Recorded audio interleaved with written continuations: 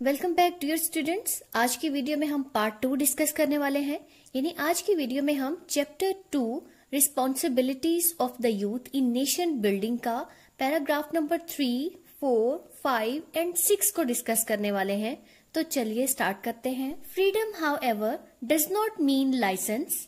Freedom आजादी however ताहम does not mean, इसका मतलब नहीं है लाइसेंस मनमानी। ठीक है, लाइसेंस परमिट के मायने में इस्तेमाल होता है। तो यहाँ पे लाइन का मतलब बनता है ताहम आजादी का मतलब मनमानी नहीं, यानी इसका ये मतलब नहीं है कि आप बेलगाम हो जाएं। इट डज नॉट मीन, इसका ये मतलब नहीं है that you can now behave, कि अब आप बर्ताव करें जस्ट एज यू प्लीज, जो आपको खुश करे, and do what you like, और वो करें जो आपको पसंद हो, irrespective of the interest of other people or of the state।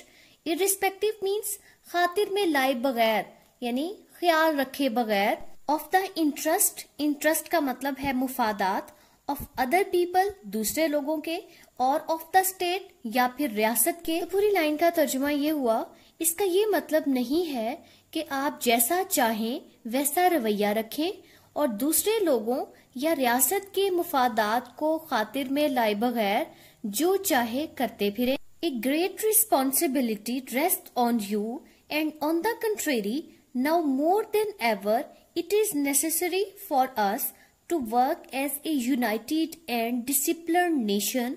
A great responsibility, एक बहुत बड़ी जिम्मेदारी, रेस्ट ऑन यू, आप पर आयद होती है, एंड ऑन द कंट्रेरी, और इसके बरअक्स, नाउ मोर देन एवर, और अब पहले से भी ज्यादा, इट इज नेसेसरी, ये जरूरी है, फॉर अस, हमारे लिए, टू वर्क, के हम काम करें, as a united and disciplined nation, एक मुत्तहद और मुनज़्ज़म कौम की तरह से। यूनाइटेड का मतलब है मुत्तहद और डिसिप्लिन्ड मुनज़्ज़म, यानी नज़्म ज़ब्त वाली। तो पूरी लाइन का तर्जुमा क्या हुआ कि अब आप पर एक बहुत बड़ी जिम्मेदारी आयद होती है, और इसके बरक्स अब पहले से भी कहीं ज्यादा हमारे लिए जरूरी है कि हम मुत्तहद और नज़्म ज़ब्त वाली कौम की हैसियत से काम करें। What is now required for us all is constructive spirit and not the militant spirit of the days when we were fighting for our freedom। What is now required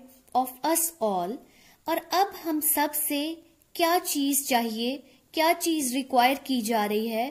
constructive spirit, constructive means तामीरी, spirit जज्बा। तो अब हम सब से तामीरी जज्बे की तवक्को की जा रही है, and not the militant spirit, militant means जंगजुओं वाला, स्पिरिट जज्बा, ऑफ द डेज, उन दिनों का, व्हेन वी वर फाइटिंग, जब हम लड़ रहे थे, फॉर आवर फ्रीडम, अपनी आजादी के लिए। इस वक्त हम सब से जिस चीज की जरूरत है वो एक तामीरी जज्बा है, ना कि वो जंगजू जज्बा जो आजादी हासिल करने के दिनों में था। It is far more difficult to construct than to have a militant spirit for the attainment of freedom. It is far more difficult, और ये कहीं ज्यादा मुश्किल है, टू कंस्ट्रक्ट, तामीर करना, than to have a militant spirit, बजाय इसके कि आपके पास अस्करी जज्बा हो, लड़ने का जज्बा हो, for the attainment of freedom, attainment मतलब हासिल करना, फ्रीडम यानी फ्रीडम का हसूल या आजादी का हसूल। तामीर करना आजादी के हसूल के लिए जंगजू जज्बा रखने से कहीं ज्यादा मुश्किल है। इट इज इजियर, ये आसान है, टू गो टू जेल, कि जेल चले जाओ, और फाइट फॉर फ्रीडम, या फिर आजादी के लिए लड़ो, than to run a government, government चलाने की निस्बत। तो क्या तर्जुमा हुआ, हुकूमत चलाने की निस्बत जेल जाना और आजादी के लिए लड़ना कहीं ज्यादा आसान है। मतलब ये है कि हुकूमत चलाना बहुत मुश्किल काम है, तो आजादी को हासिल करना आसान था, लेकिन अब उस आजादी को कायम रखने के लिए हुकूमत चलाना ज्यादा मुश्किल है। Let me tell you something of the difficulties. तो अब मैं आपको कुछ मुश्किलात के बारे में बताता हूँ, दैट वी हैव ओवरकम, जिन पर अब हम गालिब आ गए, या जिन मुश्किलात पर हमने काबू पा लिया, एंड ऑफ द डेंजर्स, और उन खतरात के बारे में, दैट स्टिल लाई अहेड, जो अभी भी हमें सामने नजर आ रहे हैं या हमारे सामने मौजूद हैं। मुझे आपको कुछ मुश्किलात के बारे में बताना है जिन पर हम काबू पा चुके हैं और कुछ खतरात के बारे में जो अभी भी हमारे सामने मौजूद हैं। अगली लाइन देखिए, थॉटेड इन देयर डिजायर। थॉटेड मतलब नाकाम हो गए, इन देयर डिजायर अपनी ख्वाहिश में, टू प्रिवेंट के वो रोक सकें, the establishment of Pakistan Pakistan के कयाम को। Our enemies turn their attention हमारे दुश्मनों ने अपनी तवज्जो का रुख मोड़ दिया, टू फाइंडिंग वेज रास्ते तलाश करने पर, and means to weaken and destroy us और ऐसे जराए तलाश करने पर, टू वीकन जो हमें कमजोर कर सके, एंड डिस्ट्रॉय अस और हमें तबाह कर सके। तो इसका तर्जुमा बनता है, पाकिस्तान के कयाम को रोकने की ख्वाहिश में नाकाम होकर हमारे दुश्मनों ने अपनी तवज्जो हमें कमजोर करने और तबाह करने के तरीके ढूंढने पर लगा दी। Thus, hardly had the new state come into being when came the Punjab and Delhi Holocaust। तो 10 मतलब इस तरह, hardly मुश्किल ही से, had the new state come into being ये नई रियासत वजूद में आई ही थी, when came और जब आ गए, the Punjab and Delhi Holocaust Punjab और दिल्ली में होलोकास्ट मतलब कत्ले आम या कत्लो गारत बमुश्किल नई रियासत वजूद में आई ही थी कि पंजाब और दिल्ली में कत्ले आम हो गया।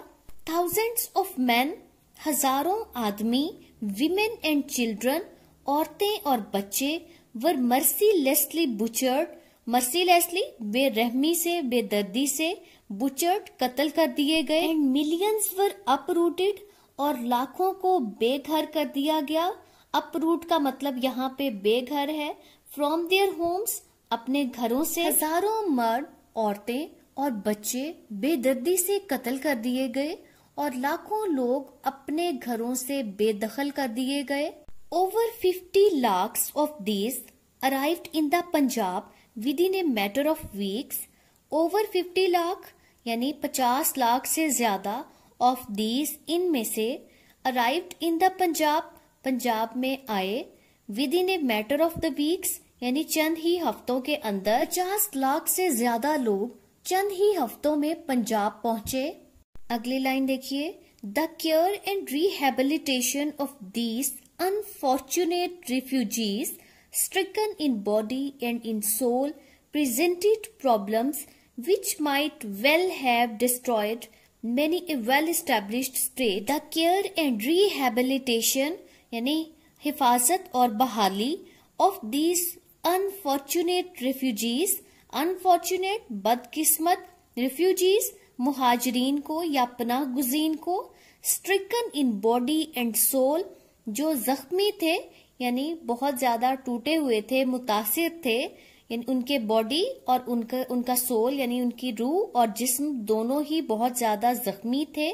प्रेजेंटेड प्रॉब्लम मसाइल को पेश किया, which might well have destroyed जो कि तबाह कर सकते थे, many a well established state किसी भी बहुत ज्यादा वेल एस्टेब्लिश्ड किस्म की रियासत को या किसी मजबूत रियासत को। इन बदकिस्मत मुहाजिरीन की देखभाल और बहाली जो जिस्म और रूह दोनों लिहाज से मजरूह थे, ऐसे मसाइल पैदा कर रही थी जो किसी मजबूत रियासत को भी तबाह कर सकते थे। But those of our enemies लेकिन हमारे वो दुश्मन हु हैड होप्ड जो उम्मीद रखते थे, टू किल पाकिस्तान जो पाकिस्तान को खत्म करने की उम्मीद रखते थे, at its very Inception Inception मतलब अपने आगाज में, तो वो दुश्मन जो पाकिस्तान को उसके आगाज में ही खत्म करने की उम्मीद रखते थे, बाय दीज मीन्स यानी इन तरीकों के जरिए, वो डिसअपॉइंटेड मायूस हो गए। तो पूरी लाइन का क्या तर्जुमा हुआ,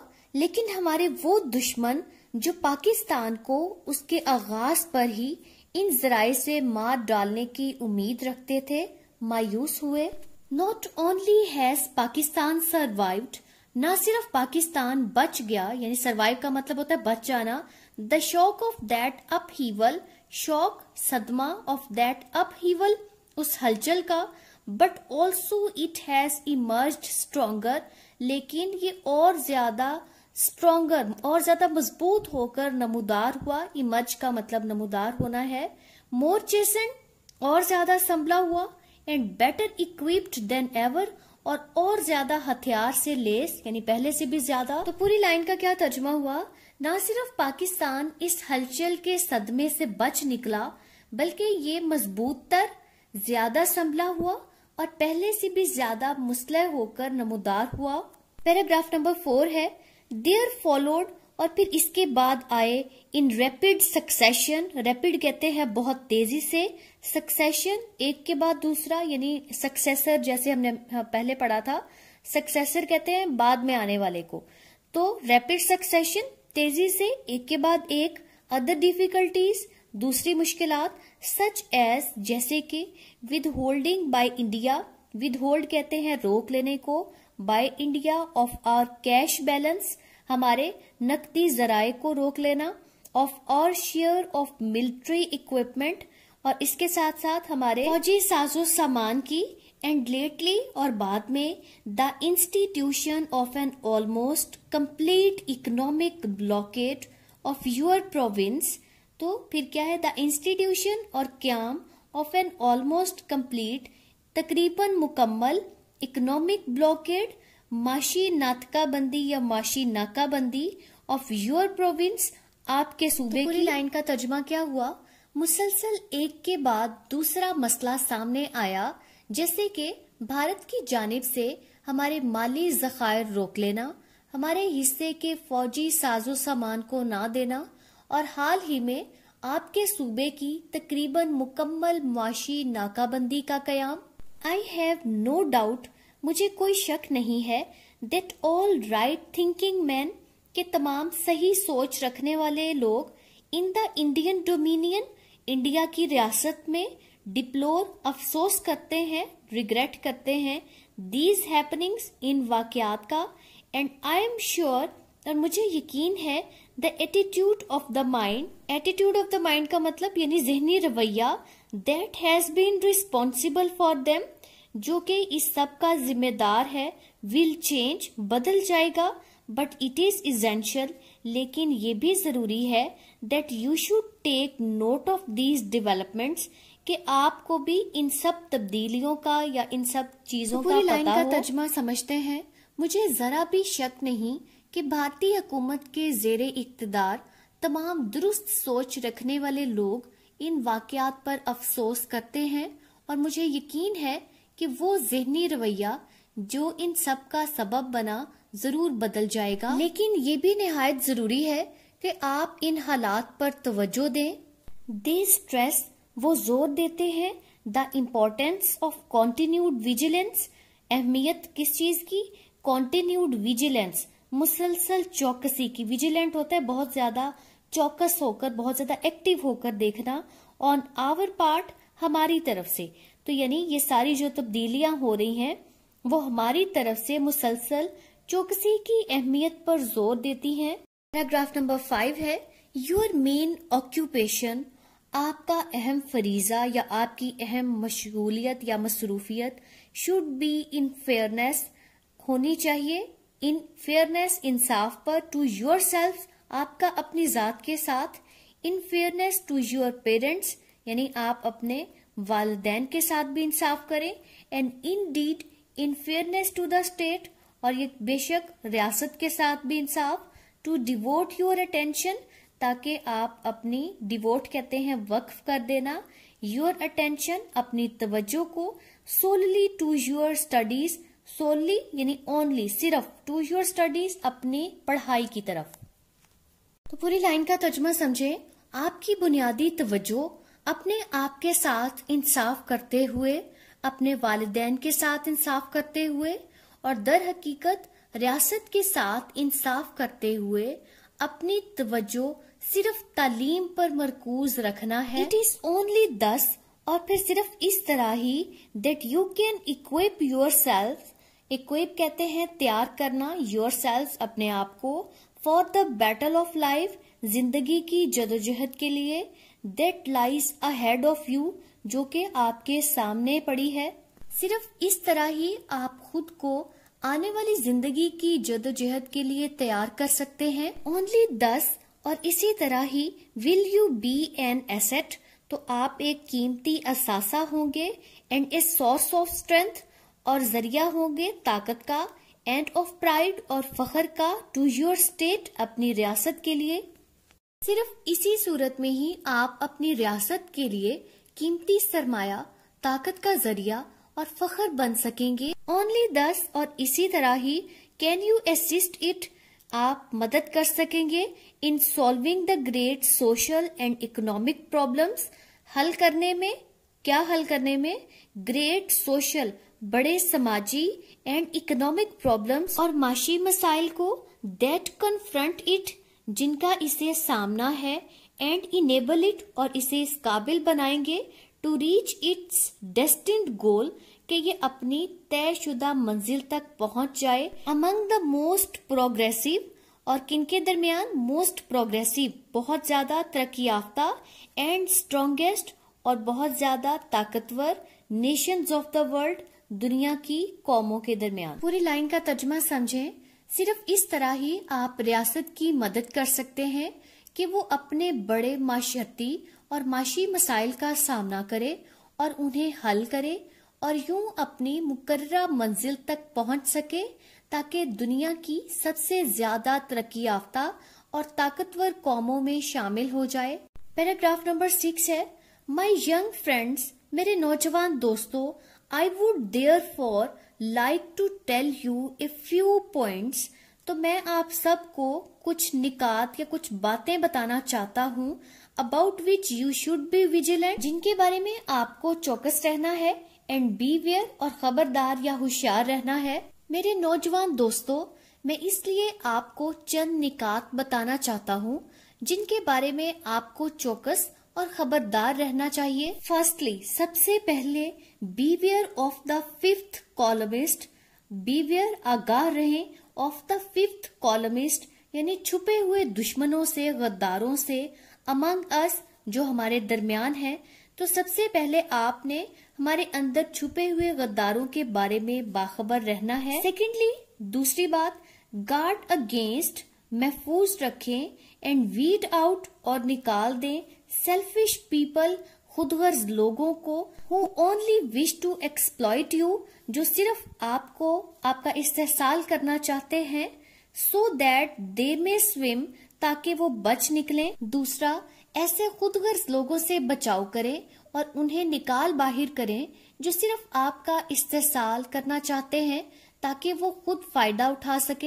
थर्डली, लर्न टू जज, तीसरी चीज क्या है, लर्न टू जज, यानी सीखें जज करना, फैसला करना, हु आर रियली ट्रू, कि कौन वाकई ही सच्चा है, एंड रियली ऑनेस्ट, और वाकई ही ईमानदार है, एंड अनसेल्फिश, और बेलॉस है, यानी खुदगर्ज नहीं है। सर्वेंट्स ऑफ द स्टेट, रियासत के खिदमत गुजार हैं, यानी रियासत के मुलाजिम हैं।